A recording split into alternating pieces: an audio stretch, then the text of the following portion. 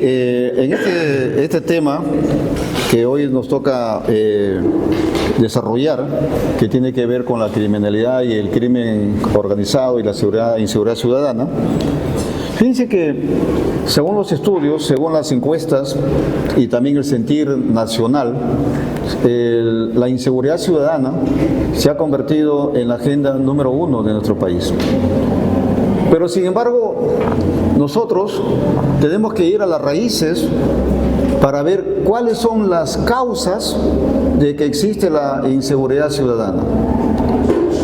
Permítanme en este espacio empezar diciendo de que existe la inseguridad ciudadana y la criminalidad sustentada en el gran mal endémico que se vive a lo largo de la historia de nuestra vida, tanto virreinal y también republicana, que es el tema de la corrupción. La corrupción es la madre de todos los males que vive nuestro país. Y antes de entrar a ese tema, permítanme también comentarles y decirles que el Perú es el país de las inseguridades. El Perú no solo hay inseguridad ciudadana. En estos momentos en nuestro país hay otras inseguridades que no se están poniendo en valor en los reflectores.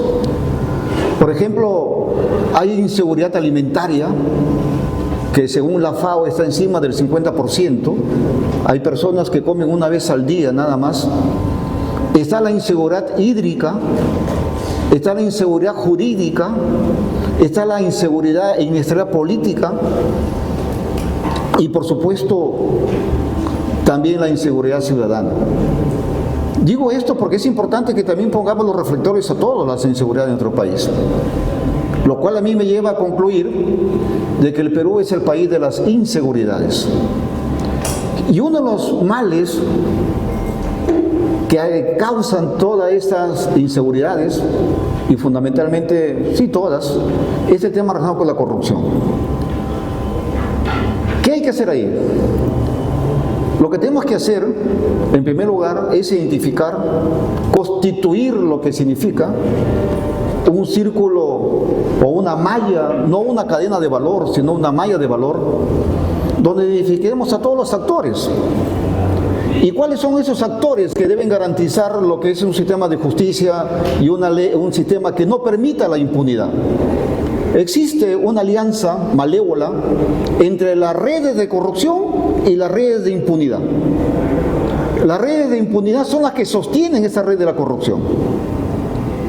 En lo personal, creo que deberíamos de atacar a los dos de manera paralela, pero deberíamos de atacar con la misma agresividad al sistema de la impunidad.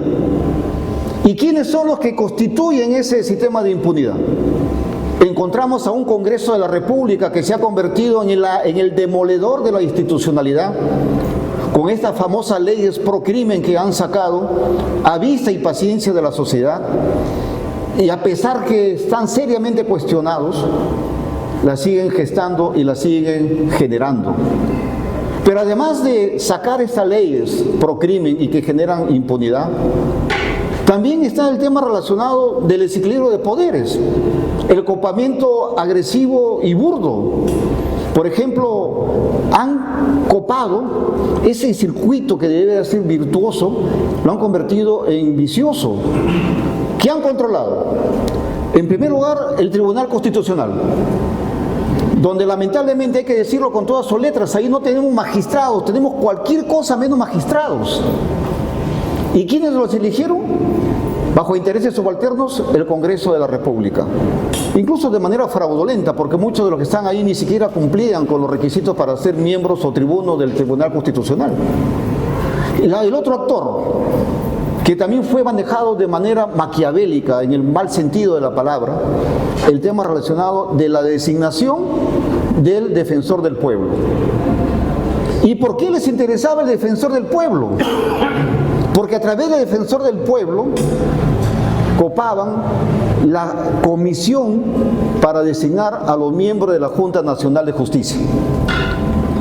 Pusieron al presidente del Tribunal Constitucional, que también es parte, el presidente del Poder Judicial de ese entonces, que también era parte de esa cofradía, y por supuesto el defensor del pueblo que presidía ese comité.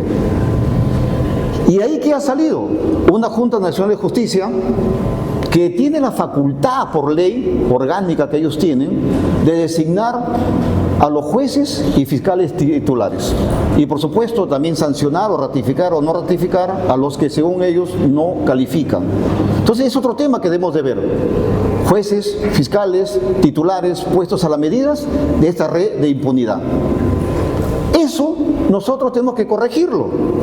Y en el propio Congreso de la República hay dos instancias muy importantes que debemos de conocer. Uno, la Comisión de Ética, donde lamentablemente los congresistas, en lugar de ser sometidos y sancionados, los mochasueldos, los robasueldos, toda esa gente que hay ahí, violadores, sospechas de violaciones, esos señores, incluso conflictos de intereses a cada instante no son sancionados. Y algo muy importante, la Subcomisión de Acusaciones Constitucionales, que está siendo utilizada como una herramienta de persecución política de aquellos adversarios que lo consideran como sus enemigos. ¿Por qué le describo esto? Porque ahí tenemos un círculo vicioso y un actor no menos importante que es fundamental, la Policía Nacional del Perú.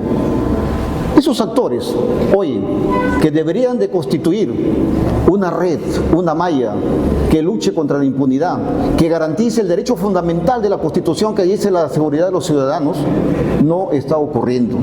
¿Qué hay que hacer entonces ante eso? En primer lugar, identificar al enemigo criminal. Tenemos que identificar, por supuesto ustedes me van a decir Mesías, pero hay medidas a corto, mediano y largo plazo. Pero apremia el tiempo. En estos momentos se apremia el tiempo y tenemos que irnos al cortísimo plazo. Y en ese cortísimo plazo, ¿qué tenemos que hacer? Identificar al enemigo. Tenemos enemigos públicos número uno que son incluso de tendencias internacionales. Los choneros, los lobos y los Walmart de Brasil. Quienes han introducido a nuestro sistema el Tren de Aragua, por ejemplo, también. Son franquicias. Y luego de identificarlos a nuestros enemigos públicos número uno, hay que caracterizarlos. Ellos sí califican en lo que significa un crimen organizado. ¿Y cuál es la diferencia entre estas redes delincuenciales que constituyen un crimen organizado con nuestro sistema? Es que ellos sí están organizados y nosotros no estamos organizados. Tenemos una Policía Nacional que en lugar de garantizar los derechos fundamentales de las personas y la seguridad de los peruanos hace todo lo contrario. Por lo tanto es ahí que tenemos nosotros que mejorar. Y por otro lado, también es importante diseñar, implementar. Pues existe el Consejo Nacional de Seguridad Ciudadana. Lamentablemente no hay táctica, no hay estrategias para ver cómo nosotros vamos a ver el tema. El presidente de la República está haciendo en estos momentos, prácticamente se ha convertido en un remedio de Bukele, que se va a las prisiones, se va a las calles, pero la criminalidad sigue aumentando. Ayer siguen petardeando, demoliendo y disparando a los buses, matando gente. Y por otro lado, yo sí creo que tenemos que implementar con mayor agresividad no solamente la reforma del sistema policial, sino también ver la inteligencia operativa y la inteligencia financiera. La ruta del dinero es fácil. Los bancos están que blanquean el dinero que viene de la minería ilegal, que viene del narcotráfico, que viene de la corrupción, de la trata de personas, que son redes criminales. Hoy existe la ciberdelincuencia, la Policía Nacional del Perú está en la década de la carreta. No saben cómo luchar contra la ciberseguridad, algo que está elocuentemente. En estos momentos 25 millones de identidades de todos los peruanos han sido drenadas a través de lo que significa los puntos que da la RENIEC, y esa información está con las redes delincuenciales. ¿Saben cómo se llama eso? Se llama doxeo.